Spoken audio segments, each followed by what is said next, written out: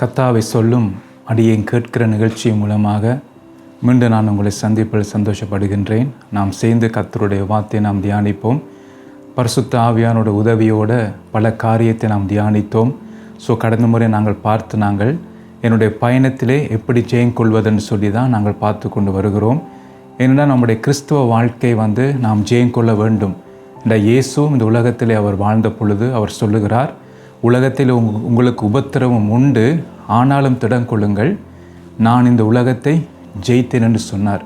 அப்போ அதே போல் நானும் நீங்களும் இந்த உலகத்திலே ஜெயிக்க வேண்டும். ஏனென்றால் நமக்கு விரோதமாக சத்ரு கிரியை செய்கிறான், அது எவனை விழுங்கலாம் என்று அவன் சுற்றி வகை தேடி திரிகிறான் என்று சொல்லி நாங்கள் பல காரியத்தை அவன் எப்படி நம்மை வஞ்சிக்க முயற்சி பண்ணுகிறான் என்று சொல்லி, எப்படி அவனுடைய தந்திரம் எப்படி என்று சொல்லி கடந்த நாட்களிலே நாங்கள் பல காரியத்தை நாம் தியானித்தோம். பரிசுத்த ஆவியானோட உதவியோடு அதான் நாங்கள் பார்க்குறோம். பாருங்கள், இந்த பயணத்திலே ஜெயம் கொள்கிறதுக்கு முன்பாக ஒன்று நாம் தெரிஞ்சிருக்க வேண்டும், எப்படியான பயணத்தை நாம் செய்து கொண்டிருக்கிறோம் என்று சொல்லி நாம் தெரிஞ்சிருக்க வேண்டும். அதான் பார்க்குறோம், 2 விதமான கூட்டத்தார் பயணம் செய்கிறார்கள் என்று சொல்லி. அப்போ ஒரு கூட்டத்தார் பார்த்திங்கன்னா நமக்கு டைம் இருக்குது பிறகு பார்க்கலாம்னு சொல்லி மெதுவாக பயணம் செய்கிற கூட்டத்தார், அதான் கொஞ்சம் ஆழமாக நாம் தியானித்தோம். அந்த கூட்டத்தில் அவர்கள் எப்படியான குணாதிசயம் உள்ளவர்கள், அவர்கள் எப்படிப்பட்டவர்கள், அவங்களுடைய கிரி எப்படி இருக்குன்னு சொல்லி வேதத்தின் அடிப்படையிலே பல காரியத்தை நாம் தியானித்தோம். அப்போ இதன்படி நம்முடைய வாழ்க்கை இருக்கான்னு நாங்கள் பார்க்க முடியும். அப்போ நானும் நீங்களும் இந்த டைம் இருக்குன்னு சொல்லி பயணம் செய்கிற குரூப்பில் இருக்கிறோமான்னு சொல்லி அந்த வார்த்தையின்படி நம்மை பரிசோதித்து பார்க்க முடியும். அப்படி இருந்தால் நாம் மனம் திரும்பி நாம் என்ன செய்யணும், ஆவியானவரே உம்முடைய உன்னத பலத்தாலே என்னை நிரப்பும் என்று சொல்லி நாம் கேட்க வேண்டும். ஏனென்றால் அவருடைய பலம் நமக்கு தேவை. ஏனென்றால் அந்த உலகத்தில் நாம் ஜெயம் எடுக்க வேண்டும் என்றால் அவருடைய பலன் இல்லாமல் நாம் ஜெயிக்க முடியாது. அதனால் தானே நம்முடைய பயணத்திலே நாம் செய்கிற இந்த பயணத்திலே நாம் எப்படியாவது ஜெயம் கொள்ள வேண்டும், அதான் நம்முடைய ஃபோக்கஸாக இருக்க வேண்டும். அது குறித்து தான் நாம் பல காரியத்தை நாம் தியானித்து கொண்டு வருகிறோம். இன்றைக்கு நாம் இந்த 2வது கூட்டத்தாரை நாங்கள் பார்ப்போம். முதல் கூட்டத்தை நாங்கள் பார்த்தோம், டைம் இருக்குன்னு சொல்லி பயணம் செய்கிற கூட்டத்தார், இயேசுவர் நாள் செல்லும் என்று சொல்லி பாருங்கள் அவர்கள் வாழ்கிறவர்கள், அவர்கள் அந்த நாளை இன்பமாக அனுசரிக்கிறவர்கள். பாருங்கள், அப்படிப்பட்டவர்களை குறித்து நாம் தியானித்தோம். இன்றைக்கு நாங்கள் பார்க்க போகிறது என்னென்னு சொன்னால், இன்றைக்கு 2வது கூட்டம் எபிரேயர் 11ஆம் அதிகாரம் 14ஆம் வசனத்தை நான் வாசிக்கிறேன். இப்படி அறிக்கை இடுகிறவர்கள் சுய தேசத்தை நாடி போகிறோம் என்று தெரியப்படுத்துகிறார்கள் என்று சொல்லி கர்த்தருடைய வார்த்தை சொல்லுகிறது. எபிரேயர் 11:14 நாங்கள் பார்க்குறோம். அப்போ 2வது கூட்டத்தார் எப்படி இருப்பார்களாம், சுய தேசத்தை நாடி போகிற கூட்டத்தாரை தான் நாங்கள் பார்க்குறோம். இப்படி அறிக்கை இடுகிறவர்கள் சுய தேசத்தை நாடி போகிறோம் என்று தெரியப்படுத்துகிறார்கள். அப்போ எப்படி அவங்க தெரியப்படுத்துகிறார்கள் என்று சொன்னால் அவங்களுடைய கிரியை பொறுத்து நாம் அவர்களை அறிய முடியும். பாருங்கள், இப்போ சில உலக ரீதியாக நாங்கள் பார்க்கும்போது சில பேர்கிட்ட வேலையை குறித்து நாம் சொல்லுவோம், இவர் டாக்டராக இருக்கிறார் அல்லது இன்ஜினியராக இருக்கிறார் அல்லது வேறு வேலை செய்கிறவர்னு சொல்லி அவங்களுடைய வேலையை பொறுத்து அவரை நாம் இனம் கண்டு கொள்ள முடியும். அதே போலத்தான் நான் சுய தேசத்தை நாடி போகிறேன் என்று சொல்லி எப்படி அதை நாம் தெரியப்படுத்துகிறோம் என்று சொன்னால் நம்முடைய வாழ்க்கை கிரியைகளை பொறுத்து, நான் வாழ்கிற வாழ்க்கையை பொறுத்து தான் அதை நாம் தெரியப்படுத்துகிறோம். அதன் எப்படி தெரியப்படுத்துகிறோம் சொல்லி இங்கே நாங்கள் பார்க்கும்போது பாருங்கள், 13ஆம் வசனத்தை நான் வாசிக்கிறேன். எபிரேயர் 11:13ஆம் வசனத்தை வாசிக்கிறேன். இவர்கள் எல்லாரும் வாக்குத்தத்தம் பண்ணப்பட்டவைகளை அடையாமல் தூரத்திலே அவைகளை கண்டு நம்பி அணைத்து கொண்டு பூமியின் மேல் தங்களை அந்நியரும் பரதேசிகளும் என்று அறிக்கையிட்டு விசுவாசத்தோடு மரித்தார்கள். பாருங்கள், அப்போ யார் பாருங்கள், இப்போ அவங்களுடைய கிரி எப்படி இருக்குன்னு எப்படி அவங்க தெரியப்படுத்தினாங்கன்னு சொன்னால் அது முதல் வசனத்தை நாங்கள் வடிவாக வாசிக்கக்கூடிய விதமாக இருக்கிறது. பாருங்கள், அப்படிப்பட்டவர்கள் அந்த கூட்டத்தார் எல்லாரும் எப்படியாம் வாக்குத்தத்தம் பண்ணப்பட்டவைகளை அடையாமல் பாருங்கள் தூரத்தில் அவைகளை கண்டு, அப்போ அவங்க அந்த வாக்குத்தத்தம் பண்ணப்பட்ட அந்த நித்திய ஜீவனை அடைய இல்லை, ஆனால் அவர்கள் என்ன செய்கிறார்கள், தூரத்தில் அவைகளை கண்டு. அப்போ இன்றைக்கு நாம் எதை பார்க்கிறோம், எதை நாங்கள் பார்த்து நம்முடைய வாழ்க்கையை நாம் வாழ்கிறோம். இன்றைக்கு நாம் உலக காரியங்களை பார்த்து தான் நம்முடைய வாழ்க்கையை நாம் வாழ்கிறோம். உலகத்தாரை பார்த்து, மற்றவர்களை பார்த்து, அவங்களுடைய வாழ்க்கையை பார்த்து அவங்களுடைய வீட்டில் இருக்கிற காரியங்களை பார்த்து, அவங்களுடைய சொத்து, அவங்களுடைய பணம், அவங்களுடைய வசதி, ஸோ அதைகளை பார்த்து தான் நாம் என்ன செய்கிறோம் என்றால் நம்முடைய கிரியை நாங்கள் செய்கிறோம். அப்போ இங்கே இவர்கள் பார்த்தீங்கன்னா வாக்குத்தத்தம் பண்ணப்பட்ட தேசத்தை அவங்க அடையில தான். ஆனால் இவர்கள் என்ன செய்தார்கள்னு பார்த்தீங்கன்னா பாருங்கள், சொல்லப்பட்டிருக்கு, தூரத்தில் அவர்களை கண்டு. அப்போ முதல் காரியத்தை பார்த்தீங்கன்னா அவங்க உலக காரியத்தை பார்க்கவில்லை, உலக ஆசீர்வாதங்களை பார்க்கவில்லை, உலக நன்மைகளை பார்க்கவில்லை. அவர்கள் எதை பார்த்தார்களாம்? தூரத்தில் அவர்களை கண்டு. அப்போ அவர்கள் எதை பார்த்தார்கள்? நித்திய ஜீவனை என்று. அதுதான் நாம் வாக்குத்தத்தம் நமக்கு கொடுக்கப்பட்டிருக்கிறது. அதான் வடிவாக 1 யோவான்லே அதை நாங்கள் வாசிக்கக்கூடிய விதமாக இருக்குது. அதை நான் உங்களுக்கு வாசிக்கிறேன். 1 யோவான் 2ஆம் அதிகாரம் 25ஆம் வசனத்தை நான் வாசிக்கிறேன். நித்திய ஜீவனை அளிப்பேன் என்பதே அவர் நமக்கு செய்த வாக்குத்தத்தம். பாருங்க, அப்போ நமக்கு என்ன வாக்குத்தத்தம் கொடுக்கப்பட்டிருக்குன்னா நித்திய ஜீவனை அளிப்பேன் என்ற. அதுதான் நம்முடைய வாழ்க்கையில் மிக முக்கியமான வாக்குத்தத்தம். என்ற நித்திய ஜீவனுக்குள் நானும் நீங்களும் உட்பிரவேசிக்க வேண்டும். அப்போ அதற்காகத்தான் நாம் ரட்சிக்கப்பட்டிருக்கிறோம். ஏனென்றால் அவரோடு நித்தியமாக நாங்கள் வாழப் போகிறோம். அப்போ அதற்காகத்தான் அவர் சொல்ல, நான் போகிறது நல்லது, உங்களுக்காக ஒரு ஸ்தலத்தை நான் ஆயத்தப்படுத்தி நான் திரும்பி வந்து உங்களை கூட்டிக் கொண்டு போகிறேன். எதற்கண்டா? என்னோடு கூட நீங்கள் இருக்கிறதுக்காக என்று சொல்லி இயேசு சீஷரை பார்த்து சொல்லுகிறார். அப்போ நாம் எல்லாரும் வந்து பாருங்க, இயேசுவோடு பாருங்க, நாம் நித்தியமாக அவரோடு நாம் வந்து வாழ வேண்டும். அதற்காகத்தான் பார்த்தீங்கன்னா நித்திய ஜீவன் நமக்கு கொடுக்கப்பட்டிருக்கிறது. அப்போ இந்த உலகத்தில் நாங்கள் வாழும் காலத்திலே எங்களுடைய பிரயாசம் வந்து எங்களுடைய கிரியைகள் எல்லாம் பார்த்தீங்கன்னா எப்படியாவது அந்த நித்திய ஜீவனுக்குள் நானும் நீங்களும் பிரவேசிக்க வேண்டும் தான். அப்போ இந்த 2வது கூட்டத்தை பார்த்தீங்கன்னா முதல் கூட்டத்தாரை போல அல்ல, இன்றைக்கு டைம் இருக்குது பிறகு பார்ப்போம் என்று சொல்லி மெதுவாக பிரயாணம் பண்ணுகிறவர் அல்ல. இவர்கள் எல்லாம் பார்த்தீங்கன்னா முதலாவது அவர்கள் என்ன செய்கிறார்? தூரத்தில் அவைகளை கண்டு. அதான் இங்கே நாங்கள் பார்க்குறோம். எப்படி கண்டார்கள்? தூரத்தில் எப்படி அவர்கள் கண்டார்கள் என்றால் பாருங்க, கொலேசியர் 3ஆம் அதிகாரம் 1-2 உள்ள வசனங்களை நான் உங்களுக்கு வாசிக்கிறேன். நீங்கள் கிறிஸ்துவுடன் கூட எழுந்தது உண்டானால் கிறிஸ்து தேவனுடைய வலது பார்சத்தில் வீட்டிற்கும் இடத்தில் உள்ள மேலானவைகளை தேடுங்கள், பூமியில் உள்ளவைகளை அல்ல, மேலானவைகளை நாடுகள்னு சொல்லி கர்த்தருடைய வார்த்தை சொல்லுகிறது. அப்போ நம்முடைய உலகத்திலே நாம் வாழ்கிற இந்த காலத்திலே நம்முடைய வாழ்க்கை எப்படி இருக்க வேண்டும் என்றால் நாங்கள் எதை நாங்கள் பார்க்க வேண்டும் என்றால் இங்கே சொல்லுகிறது, நீங்கள் கிறிஸ்துவோடு கூட எழுந்தது உண்டானால்.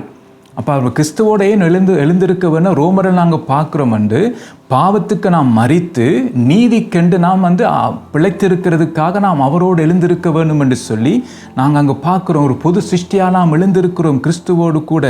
அதான் இங்கே நாங்கள் பார்க்குறோம்டா, உண்மையாக நீங்கள் கிறிஸ்துவோடு கூட எழுந்தது உண்டானால் தான் எழுந்தது உண்டானால் பாருங்க என்ன சொல்லுகிறது? கிறிஸ்து தேவனுடைய வலது பார்சத்தில் வீட்டிற்கும் இடத்தில் உள்ள மேலாளைகளை தேடுங்கள்.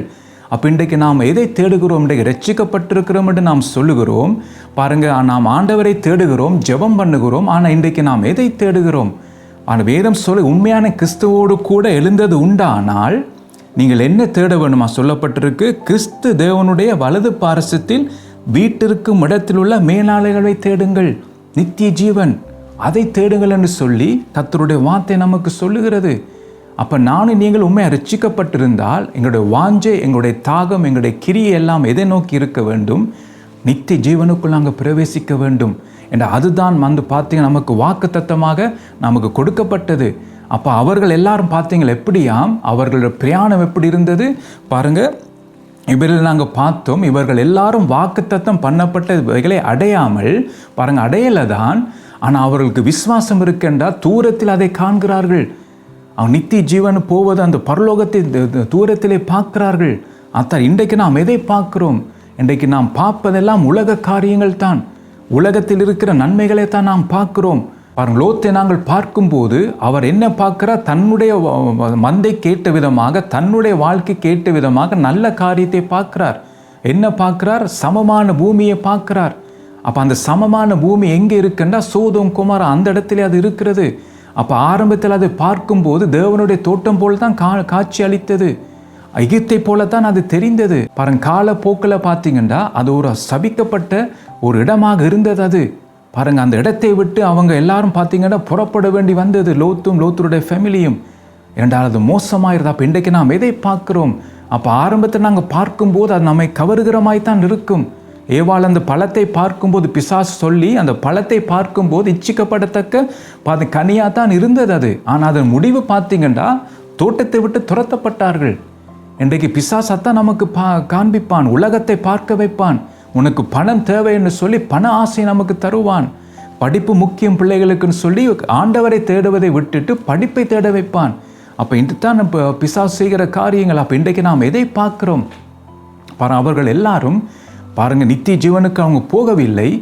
ஆனால் அவர்கள் எதை பார்க்கிறார்கள் பாருங்க, சொல்லப்பட்டிருக்கின்ற தூரத்தில் அவைகளை கண்டு பாருங்க, தூரத்திலே கண்டார்கள். அத்தான் அந்த விசுவாசத்தினால் அவர்கள் பார்க்கிறார்கள். அந்த விசுவாச கண்களினால் இதை பார்க்கிறார்கள். பாருங்க, அந்த இடத்துக்கு நாங்கள் போவோம் என்று சொல்லி, இந்த பரலோகத்துக்கு நாங்கள் போவோம் என்று சொல்லி அவர்கள் தூரத்தில் அதை பார்க்கிறார்கள். அதான் அந்த முக்கியம். ரெண்டாவது காரியத்தை நாங்கள் பார்க்கும்போது தூரத்தில் அவைகளை கண்டு, அடுத்தது நம்பி. ரெண்டாவது அப்போ பாருங்க, இப்போ சுயதேசத்தை நாடி போகிறது என்று எப்படி அவர்கள் தெரியப்படுத்துகிறார். முதலாவது அவங்க தூரத்தில் அதுகளை பார்க்கிறார்கள். அப்போ உலக காரியத்தை பார்க்கவில்லை, கர்த்தர் வாக்குத்தத்தம் பண்ணின அந்த பரலோகத்தை அவர்கள் பார்க்கிறார்கள் அந்த கண்களினாலே. அதனால் அவர்கள் ரெண்டாவது என்ன செய்கிறார்கள்? அதை நம்புகிறார்கள்.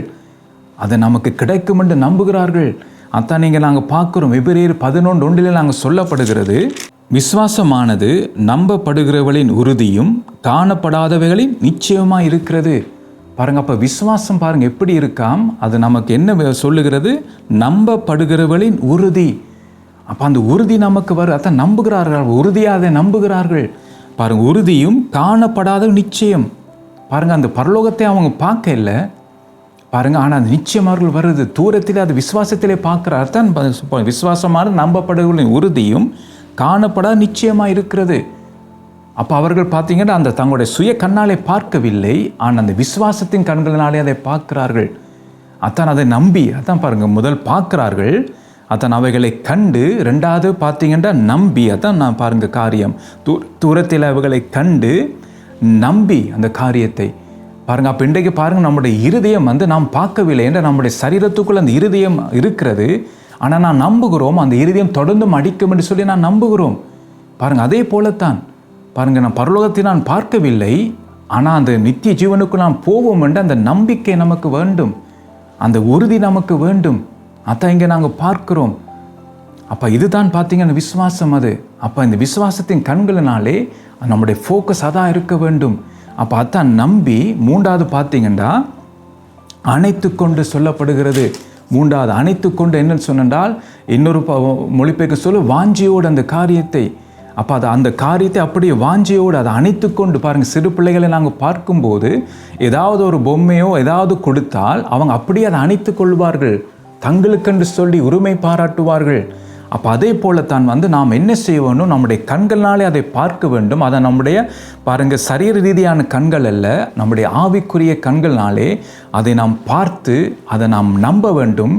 அடுத்தது பாருங்கள், அணைத்து கொள்ள வேண்டும். அப்போ பாருங்கள், அப்போ இப்படிப்பட்டவர்கள் தான் அதை தெரியப்படுத்துகிறார்கள். நம்முடைய குடியிருப்பு இந்த பூமியிலே அல்ல, நாம் அந்த பரலோகத்தில் நாம் குடியிருக்கிறவர்கள். அப்போ அவர்கள் என்ன செய்கிறார்கள்? மூன்றாவது அணைத்து கொண்டு பாருங்கள், அதை வாஞ்சியோடு அவர் தேட வேண்டும் அந்த காரியத்தை. அதான் இங்கே நாங்கள் பார்க்குறோம். அப்போ அந்த வாஞ்சி எப்படி வரும் என்றால் பாருங்கள், அந்த தூரத்திலே அந்த வாக்குத்தத்தம் பண்ணப்பட்ட அந்த தேசத்தை தூரத்தில் என் கண்களினால், அதாவது ஆவிக்குரிய கண்களால் பார்த்து நான் நம்புகிறேனோ, அது அப்போ தான் நான் பார்த்தீங்கன்னா அதன் மேலே எனக்கு ஒரு வாஞ்சையும் எனக்கு ஒரு தாகமும் வரும். அப்போ இன்றைக்கு நம்முடைய வாஞ்சை எங்கே இருக்கிறது? நம்முடைய தாகம் எங்கே இருக்கிறது? இன்றைக்கு உலகத்தில் நாம் வாழ்கிறோம் தான், ஆனால் நாம் அதிகமாக உலக காரியங்களை தான் நாம் வாஞ்சிக்கிறோம், உலக நன்மைகளை வாஞ்சிக்கிறோம், நமக்கு ஒரு பேரன் உண்டாக்குவதை நாங்கள் வாஞ்சிக்கிறோம். ஆனால் இன்றைக்கு நித்திய ஜீவனை குறித்தோ பரலோக ராஜ்யத்தை குறித்தோ நமக்கு எந்த கவலையும் இல்லை, அதை குறித்த எந்த அக்கறையும் நமக்கு இல்லை. அது அந்த நேரம் பார்க்கலாம் என்று சொல்லி நாம் அசட்டை பண்ணுகிறோம், ரட்சிப்பை நாம் அசட்டை பண்ணுகிறோம். பாருங்கள், இந்த ரட்சிப்பு நமக்கு முக்கியம். நம்முடைய ரட்சிப்பு பரிபூர்ணமாக வேண்டும். அதான் வேதம் சொல்லுகிறது, முடிவு பரியந்தம் நிலைத்திருப்பவன் தான் ரட்சிக்கப்படுவான். அப்போ ரட்சிக்கப்பட்ட நான் அந்த ரட்சிப்பை நான் பாதுகாக்க வேண்டும். என்ற பிசாசு என்னுடைய ரட்சிப்பை கெடுக்கிறது கேட்டு கிரியைகளை செய்வான், என்னை விழ தள்ளுவது கேட்டபடி என்னை நடத்துவான். அப்போ நாம் எவ்வளவு போராட வேண்டும் என்று பாருங்கள். அப்போ ரெண்டாவது கூட்டத்தார் தெரியப்படுத்த அவங்களுடைய வாழ்க்கையினாலே தெரியப்படுத்துகிறார்கள். அப்போ அவங்களுடைய கண்களின் பார்வை எதை இருக்கு சொன்னா, தூரத்தில் அதை பார்க்கிறார்கள். நித்திய ஜீவனுக்கு நான் போவோம் என்று சொல்லி அவங்க உறுதியாக நம்புகிறாங்க. அதை இங்கே நாங்கள் பார்க்குறோம். ஒரு வசனத்தை உங்களுக்கு நான் வாசிக்க விரும்புகிறேன். பிலிப்பியர் 3 12 14 உள்ள வசனங்களை நான் வாசிக்கிறேன்.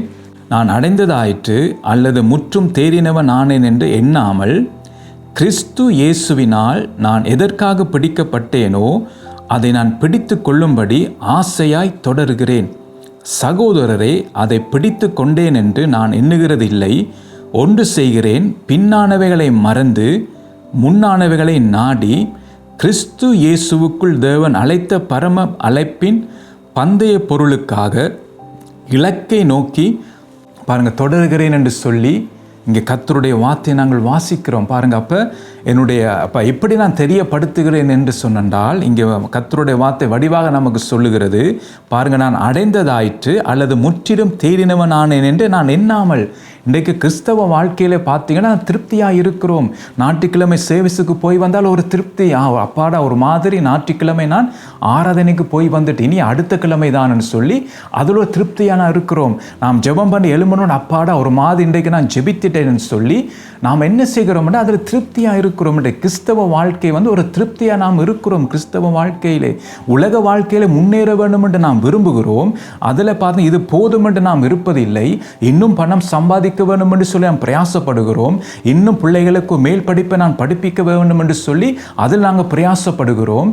ஆனால் கர்த்தருடைய காரியத்திலே பார்த்தீங்கன்னா ஆவிக்குரிய வாழ்க்கையிலே இது காணும், இது திருப்தி என்று சொல்லி நாம் அப்படி இருக்கிறோம். ஆனால் இங்கே அவர் என்ன சொல்லுகிறார் பாருங்க, நான் அடைந்ததாயிற்று அல்லது முற்றும் தேறினவனாண்டு நான் எண்ணாமல் கிறிஸ்து இயேசுவினால் நான் எதற்காக பிடிக்கப்பட்டேனோ அதை நான் பிடித்து கொள்ளும்படி ஆசையாய் தொடருகிறேன்.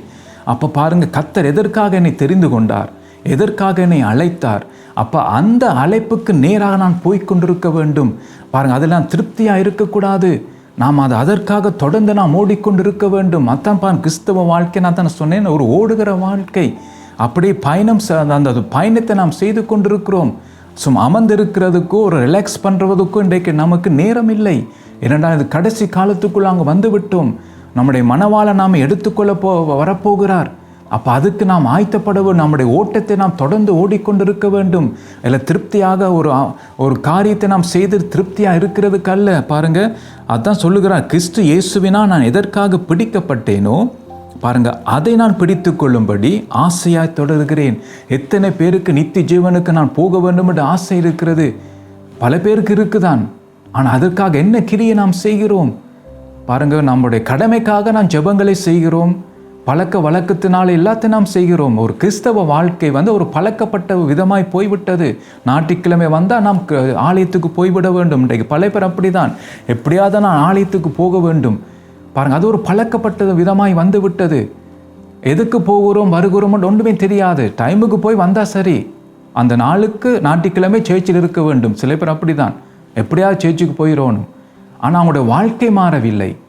ஆனால் இல்லை ஊழியம் செய்கிறது எல்லாம் நடக்கிறது, ஆனால் அவங்களுடைய வாழ்க்கை மாறவில்லை. அப்போ பாருங்கள், இங்கே என்ன சொல்லப்படுகிறது, கர்த்தர் எதுக்காக என்னை பிடித்தாரோ அதை நான் பிடித்து கொள்ளும்படி ஆசையை நான் தொடர்கிறேன். அப்போ என்னுடைய ஆசை எங்கே இருக்க வேண்டும், நித்திய ஜீவனுக்குள் பிரவேசிக்க வேண்டும். அவரோடு நித்தியமாக நான் வாழ வேண்டும். அவருடைய மகிமையில நான் மூடப்பட வேண்டும். அதுதான் நம்முடைய வாஞ்சையாக இருக்க வேண்டும். அத்தான் மோசே சொல்லுகிறார், ஆண்டவரே உமது கண்களில் எனக்கு கிருபை கிடைத்ததானால் உம்மை நான் அறிவதற்கும் உமது கண்களில் எனக்கு கிருபை கிடைப்பதற்கும் நீர் உம்முடைய வழியை எனக்கு அறிவியும் என்று சொல்லுகிறார். அவருடைய வாஞ்சை அதுதான். அத்தான் ஆண்டவர் பார்த்தீங்கன்னா முகமுகமாய் பார்த்தீங்கன்னா மோசையோடு அவர் பேசினார். அத்தான் அவருடைய மகிமையை அவர் பார்த்தார்.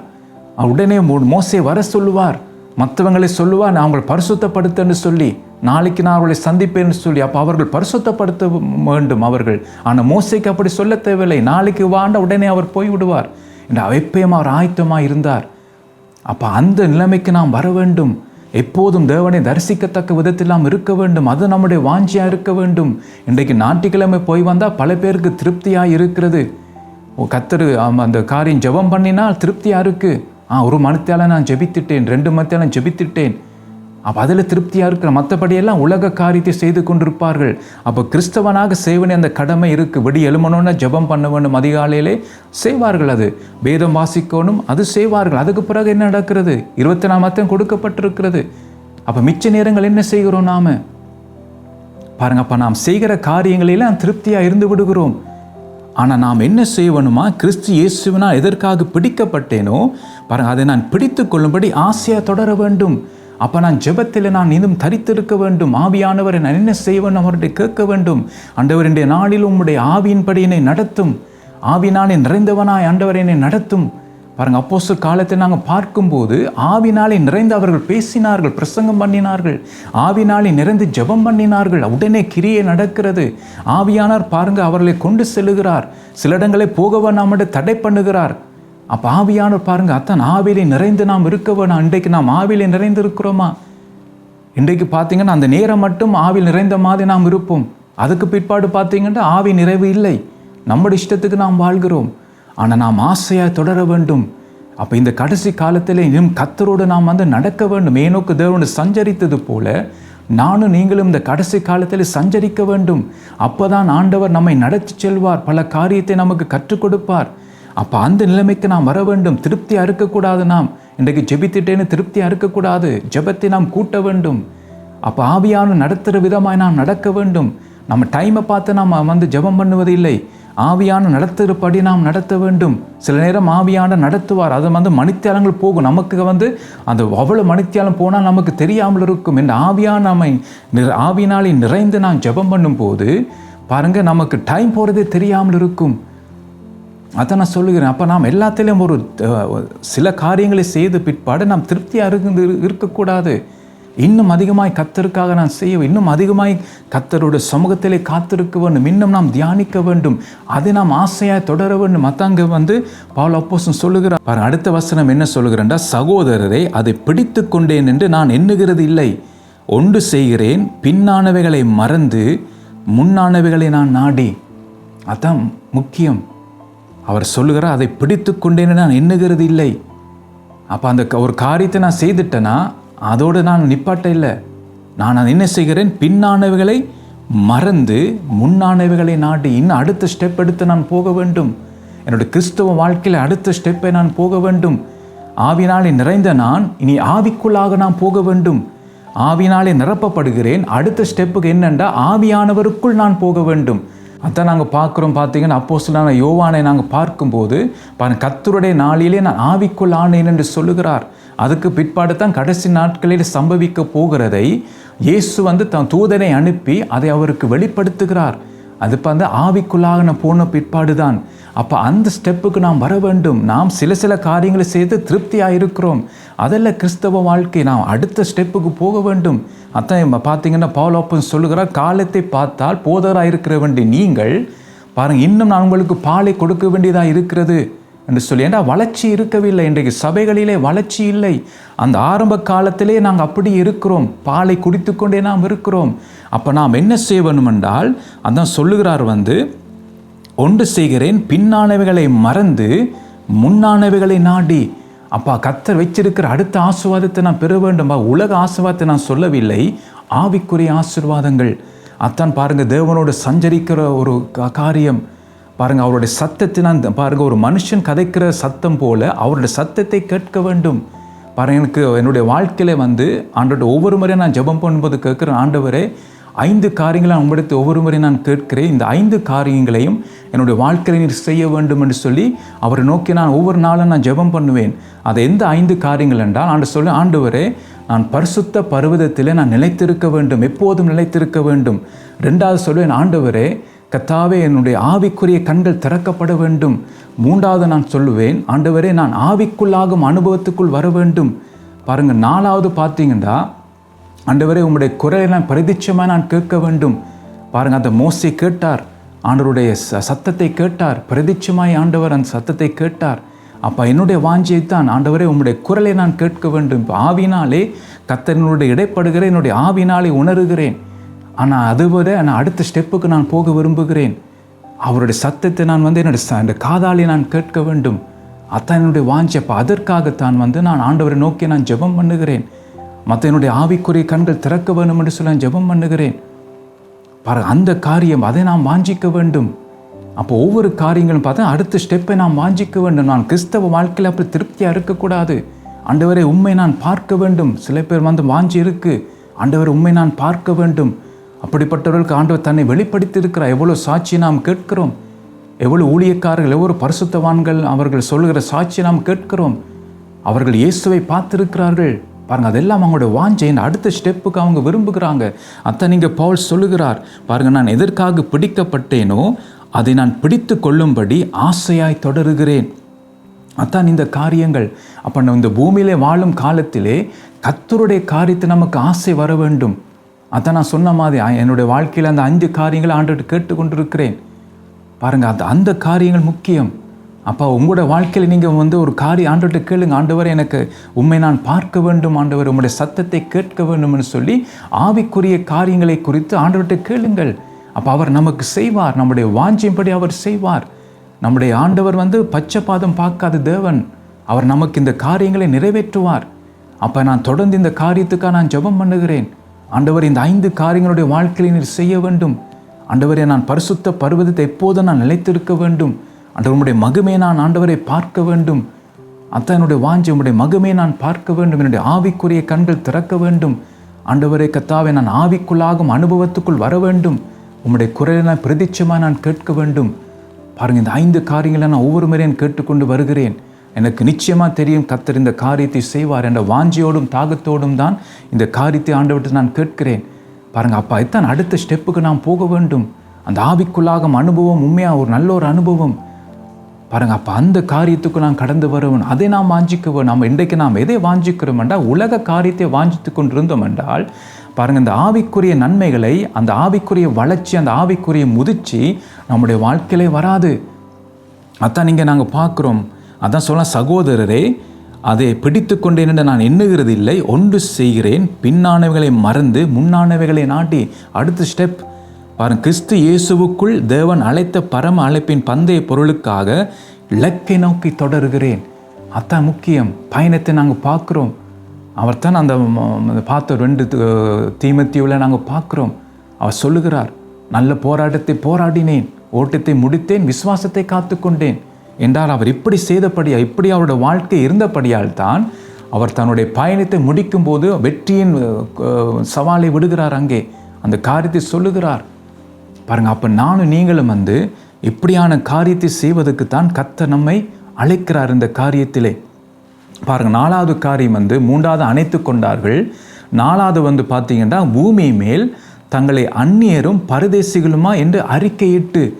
அப்போ அவர்கள் அவர்கள் எப்படி அறிக்கையிடுகிறார்கள்? இந்த பூமியில் உள்ள காரியங்கள் பார்த்தீங்கன்னா எங்களுக்கு சொந்தமல்ல. அப்போ முதல் பார்த்த 3 காரியங்களும் என்னுடைய வாழ்க்கையில் இல்லை என்றால் நான் பூமி மேல் அந்நியனும் பரதேசியமாக இருக்க மாட்டேன். அதான் இதை நாங்கள் பார்க்குறோம். அப்போ முதல் 3 காரியங்கள் நமக்குடைய வாழ்க்கையிலே காணப்பட்டால்தான் 4வது நாம் இந்த பூமியில் எப்படி இருப்போமாம்? தங்களை அந்நியரும் பரதேசிகளுமா என்று அறிக்கையிட்டு. அப்போ நாம் எப்படி பார்த்தீங்கன்னா, நாம் அந்நியரும் பரதேசியும் இந்த பூமியிலே. அண்டா இந்த பூமி நமக்கு சொந்தமல்ல. அப்போ அப்படி நாம் வாழ்வோம். இன்றைக்கு நாம் எப்படி வாழ்கிறோம்? நமக்கென்று பெயரை உண்டாக்குகிறோம். பாருங்கள், நமக்கொண்டு பெயரை உண்டாக்கி நாம் என்ன செய்கிறோம்? நாம் அப்படியான வாழ்க்கையை நாம் வாழ்கிறோம். பாருங்கள், அப்போ நாம் பூமியில் எப்படி நாம் இருக்க வேண்டும்? அந்நியரும் பரதேசியமாக நாம் இருக்க வேண்டும். ஏண்டா இதில் இருக்கிற ஒன்றே நாம் கொண்டு போவதில்லை. நாம் எவ்வளோ பிரயாசப்பட்டு எவ்வளோ நாம் சம்பாதிக்கலாம், ஆனால் நாம் இந்த கண்ணை மூடும் போது நாம் ஒன்றும் கொண்டு போக மாட்டோம். பாருங்கள், அதனால் நாம் அந்நியரும் பரதேசியும் தான். நமக்கு எதுவும் சொந்தம் இல்லை. எல்லாம் கர்த்தர் கிருபையாக நமக்கு தந்தது. அது கர்த்தர் இந்த பூமியிலே நாம் வாழ்வதற்கு நமக்கு தந்த காரியங்கள் தான் இவைகள் எல்லாம். ஸோ இதெல்லாம் நான் பிடித்து கொண்டிருக்க தேவையில்லை. இதெல்லாம் விட்டுட்டு தான் போகணும். அப்போ எதுக்கு என்னுடைய வாழ்க்கையில் எது முக்கியம் என்றால் கர்த்தர் வாக்குத்தத்தம் பண்ணின அந்த நித்திய ஜீவன். அதான் நாங்கள் பார்த்தோம். அதுதான் நமக்கு வாக்குத்தத்தம் பண்ணினார். அப்போ நாம் எப்படி இந்த பூமியிலே வாழ வேண்டும்? அந்நியனும் பரதேசியமாக நான் வாழ வேண்டும் என்றால் இது எனக்கு ஒன்றுமே சொந்தமில்லை. நான் வாழும் வரைக்கும் கர்த்தர் கிருபையாக எனக்கு தந்தார், வீட்டை தந்தார், நல்ல ஒரு வேலையை தந்தார், நான் பணம் சம்பாதிக்கிறேன், ஸோ நான் சாப்பிடுகிறேன், நல்ல உடுப்பு உடுத்துகிறேன். ஸோ அதெல்லாம் கர்த்தர் தந்தார். இந்த உலகத்திலே வாழ்வது கேட்டு எல்லாவற்றையும் ஆயத்தப்படுத்தினபடியால் அந்தந்த நேரத்தில் கர்த்தர் எனக்கு தந்து கொண்டிருக்கிறார். ஸோ அதை நான் அனுபவிக்கிறேன், உலகத்தில் அதை அனுபவிக்கிறேன். ஆனால் நான் எப்படி வாழ வேண்டும்? அந்நியனும் பரதேசியமாக நான் வாழ வேண்டும். நமக்கு ஒரு பெயரை உண்டாக்க வேண்டும். அதான் பாபில் கோபுரத்தை கட்டினார்கள். எதுக்காக கட்டினார்கள்? தங்களுக்கு பெயர் உண்டாக்க. இன்றைக்கு நாம் என்ன செய்கிறோம்? எதற்காக நாம் பல பிரயாசப்படுகிறோம் என்றால் நமக்கு பெயர் உண்டாக்க. பாருங்கள், நம்மை பற்றி மக்கள் நல்லா கதைக்க வேண்டும், நம்மை பற்றி மக்கள் நல்லா போற்ற வேண்டும். அதற்காக நாம் என்ன செய்கிறோம்? இந்த உலகத்திலே பிரயாசப்படுகிறோம், நமக்கென்று பெயரை நாம் உண்டாக்குகிறோம். அதெல்லாம் நம்மை அழிவுக்கு நேராகத்தான் கொண்டு போகும். அதான் நீங்கள் நாங்கள் பார்க்குறோம். அப்போ பார்த்தீங்கன்னா 4 காரியத்தை நாங்கள் பார்க்குறோம். அவர்கள் இப்படி தான் அதை என்ன செய்கிறார்கள், அவர்கள் என்ன செய்தார்களாம், அறிக்கையிட்டு விசுவாசத்தோடு மரித்தார்கள் என்று சொல்லி நாங்கள் பார்க்குறோம். எபிரேயர் 11:13 அப்போ வெளிப்படுத்துகிறார்கள் அவர்கள். பாருங்கள், திரும்பமாக அந்த வசனத்தை நான் வாசிக்கிறேன். இவர்கள் எல்லாரும் வாக்குத்தத்தம் பண்ணப்பட்டவைகளை அடையாமல் தூரத்திலே அவைகளை கண்டு நம்பி அணைத்து கொண்டு பூமியை மேல் தங்களை அந்நியரும் பரதேசிகளும் என்று அறிக்கையிட்டு விசுவாசத்தோடு மரித்தார்கள். பாருங்கள், அப்போ நம்முடைய வாழ்க்கை இந்த பூமியில நாம் முடிக்கும் போது பாருங்கள், சொல்லப்பட்ட இந்த 4 காரியங்கள் நம்முடைய வாழ்க்கையில் இருக்க வேண்டும். அப்போ தான் அந்த சுய தேசத்தை நாடி தேடுகிற கூட்டத்தார் அவர்கள் தெரியப்படுத்துகிறார், இந்த பூமி எனக்கு சொந்தமல்ல, நான் இந்த வாழ்க்கையிலே வாழ்வதற்கு கர்த்தர் தந்ததெல்லாம் எனக்கு சொந்தமல்ல, நான் வாழ வரைக்கும் நான் அந்த காரியத்தை பயன்படுத்துவேன். ஆனால் அது நான் எப்படி வாழ்வேன் என்றால் அந்நியனும் பரிதிசியமாக நான் வாழ்ந்துட்டு என்னுடைய வாழ்க்கையை நான் முடிப்பேன். அப்போ என்னுடைய ஃபோக்கஸ் எல்லாம் நித்திய ஜீவனுக்கு நான் போக வேண்டும். ஸோ அப்படித்தான் நாம் வாழ வேண்டும்.